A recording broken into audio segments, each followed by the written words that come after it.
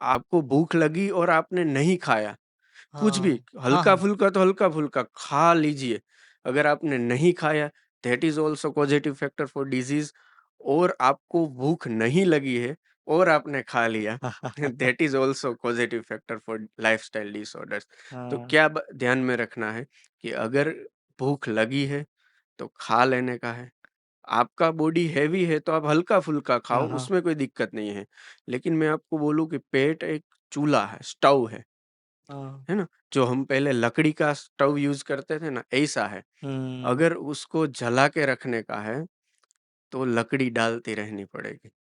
हुँ। पतली लकड़ी डालेंगे, मतलब हल्का-फुल्का खाएँगे तो वो अच्छे से ज़्यादा जलेगा। और भारी लकड़ी डालेंगे, हेवी फूड्स डालेंगे, तो वो धीरे-धीरे लेकिन लॉन्ग टर्म के लिए जलेगा। हुँ। ठीक है? अगर हमने हमारी डाइजेस्टिव फायर बर्न हो गई, हमारी जो जठराग्नि है, वो उत्तेजित हो गई, हाइड्रोक्लोरिक एसिड का सीक्रेशन चालू हो गया और हमने नहीं खाया, तो वो हाइड्रोक्लोरिक एसिड हमारे बॉडी को डिस्ट्रक्ट करेगा, नुकसान करेगा। हुँ। है ना? वो तो एसिड कंज़म्पशन जितना केस हो गया। अगर हुँ। आपके पेट में एसिड आ रहा है और आपने नहीं खाया, तो वो तो आपने ऊपर से एसिड पी लिया, इस ऐसा डैमेज करेगा ना। आयुर्वेदा में एक साइड से ये बोला जाता है कि जैसे आपने ऑलरेडी बोला कि जब भूख लगी तब खाना है और दूसरी साइड उपवास का भी बहुत बड़ा महत्व है। तो इसमें आपका क्या मानना यस, है? Yes, definitely. आयुर्वेद में उपवास का इम्पोर्टेंस इसलिए है कि आयुर्वेद में उपवास को लंघन बोलते हैं। ट्रू। है ना? लंघन, हुँ। लाघवम करोति इति लंघनम, मतलब जो शरीर में लाइटनेस लाए, उसे लंघन कहते हैं। जी। खाना छोड़ देना, उसे लंघन नहीं कहते। है ओह! ना? आप हुँ। रोटी खा रहे हो, उसमें गेहूँ का आटा है, आटा पचने में भारी है, आप छोड़ दीजिए। आप सिर्फ़ उबले हुए मूँग लीजिए, हुँ।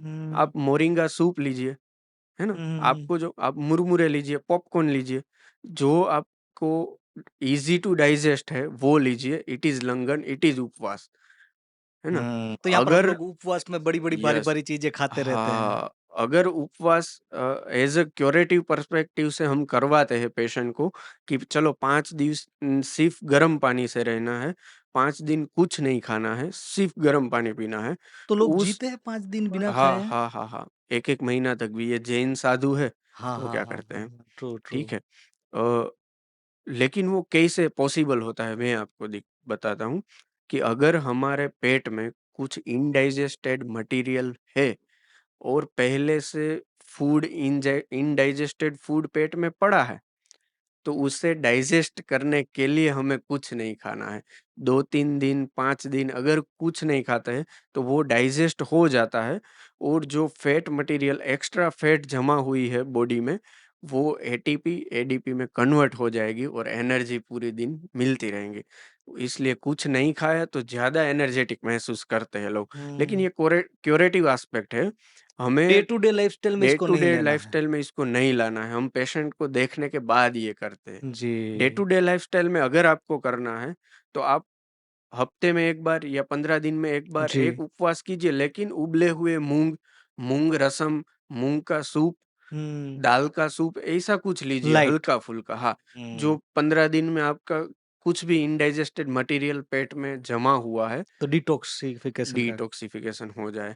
और ये इसे डिटॉक्सिफिकेशन क्यों बोलते हैं? क्योंकि जो इनडाइजेस्टेड मटेरियल है, हुँ। आयुर्वेद में उसे आम बोलते हैं जी। और यही आम सभी चीज़ों को ट्रिगर करता हाँ। है ना? हमारे बॉडी में क्या है कि नाक में थोड़ा-सा धूल गया, हुँ, हुँ। तो 1 या 2 छींकें आएगी और वो धूल बाहर निकल जाएगी। जी। वो कंट्रोल कौन करता है? एक हिस्टामाइन करके केमिकल रिलीज़ होता है ब्रेन हाँ, में तो से। एलर्जी में उसका एंटी हाँ, हाँ, हिस्टामाइन यस। मेडिसिन है। तो ये हिस्टामाइन कंट्रोल्ड रिलीज़ होता है, जब तक धूल बाहर निकल जाती है, हिस्टामाइन सीक्रेशन होना बंद हो गया है। जी। लेकिन अगर हमारे पेट में इनडाइजेस्टेड मटीरियल है, तो वो भी हिस्टामाइन को ट्रिगर करता है।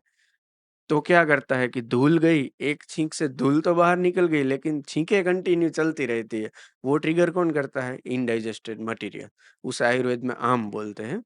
और हाँ। अगर ये आम रूट कॉज़ है एलर्जी का या हुँ। एलर्जिक राइनाइटिस का, अगर वो ठीक नहीं हुआ, तो आप कितनी भी एंटीहिस्टामाइन ले लो, कितनी भी एलर्जी की दवाई ले लो, कितने भी विटामिन्स, कितनी इम्यूनोथेरेपी ले लो, इम्यूनिटी बूस्टर मेडिसिन ले लो, आप ठीक नहीं होने वाले। हाँ, तो कई लोग सालों से ये मेडिसिन्स लेते रहते हैं, फिर भी मैं एलर्जी में एक एलर्जिक राइनाइटिस है ना, उसमें एक आईजीई करके टेस्ट हुँ, होता है अ, एंटीबॉडीज़ का, कि ब्लड में आपकी एंटीबॉडीज़ कितनी ज़्यादा है। हुँ, हुँ, हमारे यहाँ पे जो मैं छोटे सेंटर से बिलॉन्ग करता हूँ, हुँ, हुँ, वहाँ पे ये ज़्यादा खर्चे वाले रिपोर्ट्स हम करवाते नहीं हैं। हुँ, पेशेंट को इकोनॉमिक हो ऐसा करते हैं। तो हम क्या करते हैं, एक एब्सोल्यूट इओसिनोफिल काउंट करके टेस्ट आता है, हुँ, वो हुँ, ₹180 में हो जाता है। हुँ, हुँ, और जब आपके बॉडी में या ब्लड में एलर्जिक रिएक्शन आता है, तब इओसिनोफिल बढ़ते हैं, जी, जी, है ना? उसका नॉर्मल रेशियो है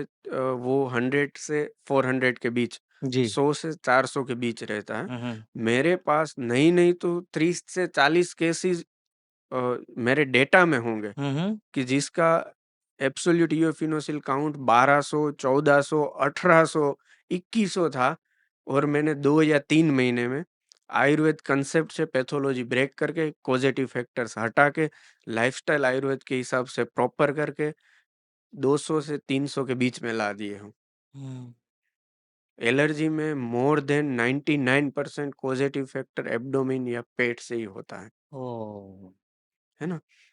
तो जो हम ये बात कर रहे हैं आहार की, जी, जी, है ना? जी। तो लाइफ़स्टाइल डिसऑर्डर में ये आहार का बहुत इम्पोर्टेंट है।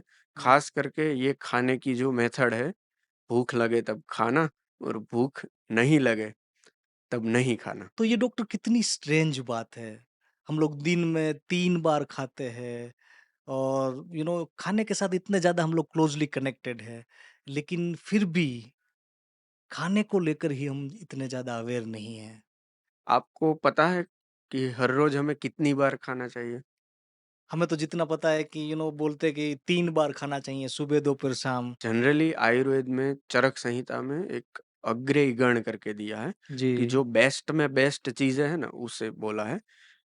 ए एक असनम आरोग्यकरणानां श्रेष्ठ, ऐसा बोला है कि हुँ, अगर आपका आरोग्य, आपका हेल्थ बेस्ट रखना है, तो आप अपनी सर्काडियन रिदम को सिर्फ़ दिन में 1 बार खाएँ फिर भी चलेगा, ऐसे सेट कर लो।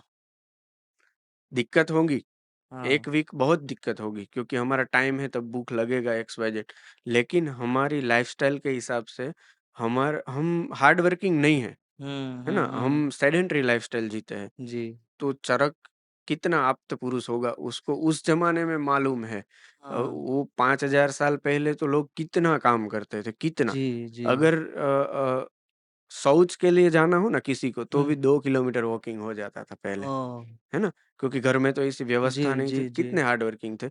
फिर भी उस ज़माने में चरक ने ऐसा बोला कि एक असनम आरोग्यकरणानां श्रेष्ठा, एक बार खाओ तो आपकी हेल्थ के लिए, आरोग्य करणानाम श्रेष्ठ, दैट मीन्स कि हेल्थ के लिए बेनिफिशियल हज़ारों चीज़ें हैं, हुँ। लेकिन सबसे सुप्रीम है एक बार खाना। लेकिन वो कब खाना? सुबह, दोपहर, शाम उसके आप बारे में भी कुछ बोला होगा? अगर एक बार कहीं पर भी खा लें, हमारे एक गुरु थे रावल साहब करके जूनागढ़ में, हुँ। वो आधा घंटा खाते थे, लेकिन दिन में 1 बार खाते थे। और वो आधे घंटे में आप उसको 2 पिज़्ज़ा, 5 रोटी, 2 बटर वड़ा पाव, ये कुछ भी दे दो, एक साथ खा ले, वो कभी भी बीमार ही नहीं पड़े, मरे तब तक। ओह! क्योंकि एक बार खाएँगे ना, 24 ऑवर मिलता है उसे डाइजेस्ट करने के लिए। लेकिन फिर दो बाकी खाना ही नहीं है, कुछ लाइट कुछ नहीं, खाना है। कुछ नहीं, पानी के सिवा कुछ नहीं। ये पॉसिबल ये स्ट्रेंज लगता है। है। आप अगर ऐसा लगे तो हम श्रावण महीने में करते हैं, हाँ, ठीक है ना? हाँ, हाँ। क्योंकि श्रावण महीने में क्यों करते हैं? वर्षा ऋतु होती है, अभी वसंत ऋतु है, हुँ। अभी कफ की ऋतु है, गर्मी है, लेकिन जमा हुआ कफ पिघल के बाहर निकलता है।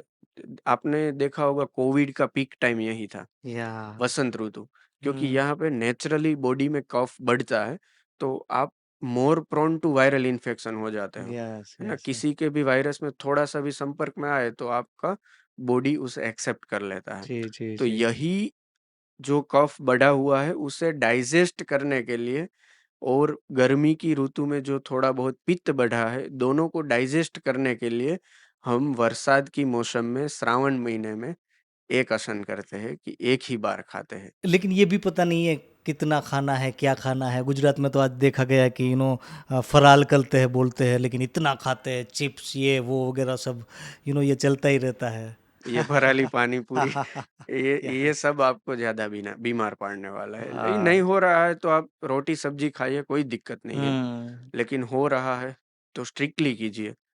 वो एक्सरसाइज़ वाला है। अगर हुँ। एक्सरसाइज़ हो रही है तो आप पूरे नॉलेज के साथ कीजिए, जी, जी, जी। अदरवाइज़ आपके मसल को नुकसान करने वाला है।